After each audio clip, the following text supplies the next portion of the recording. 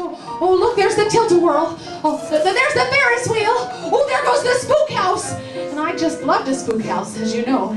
And, I remember, just as it would all get going, the smells would start wafting up to my room, and the cotton candy, and the candied apples, and the hot buttered nuts. It was like the aromas just filled my nostrils with this feeling of hope, really. Hope for the brilliant future that was going to be mine. And every year, I'd sit by my window and I'd say, Mommy, can we go to the carnival? And she'd come up and she'd put her hands on my shoulders and she'd squeeze really gently and she'd say, not this year, honey. Baby cried the day the circus came to town. But she didn't want parades just passing by her. So she painted on a smile and took up with some clown. And she danced without a net upon the wire. I know a lot about her, 'cause you see, baby is an awful lot like me. They told her, don't cry out loud, just keep it inside. Learn how to hide your feelings, fly high and proud. And if you should fall, remember you almost had it all. So, ever since I saw that carnival set up, I knew that I had show business coursing through my veins. I knew that I was show folk, darn it. And I was going to take every opportunity I could to perform.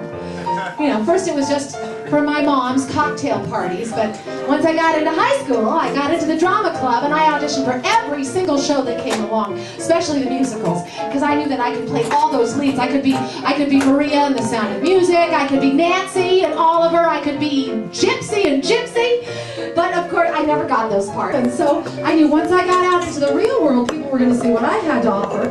We're going to understand the special gift that I was bartering out. They were going to understand who I was and the special thing about me. And so then I got out into the real world. I started auditioning for pageants. I started auditioning for a community theater. I started auditioning for local television shows. And I never got cast at all. No, not at all.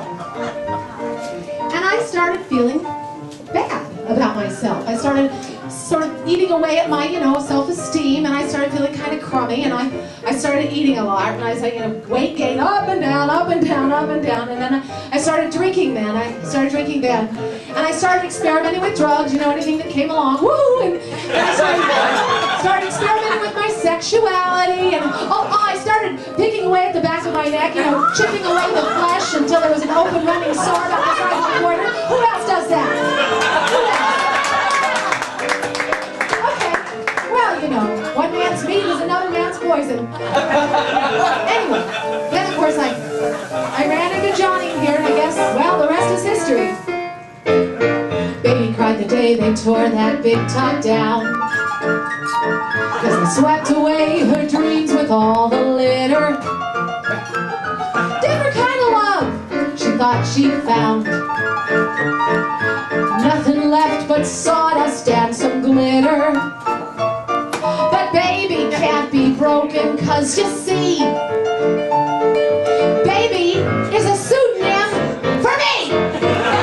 They told me, don't cry out loud, just keep it inside. That's right, learn how to hide your feelings. Fly high and proud, and if you should fall, remember you almost had it all. Here have their dreams dashed on the rocks of reality. No, don't worry. I know you're here. I can feel you.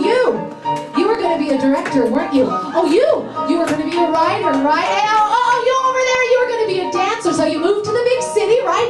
Started displaying your wares, showing people what you could do, and nobody cared, did they? No, nobody saw who you were, did they? No, they didn't understand the thing you were that you wanted to explore and expound on. But then you had to get a job, didn't you? You had to support yourself, had to pay the rent, didn't you?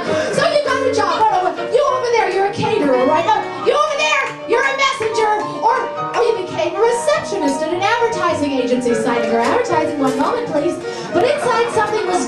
just a little bit every single day, just a little bit every single day, and something was wrong. A dark piece of flesh was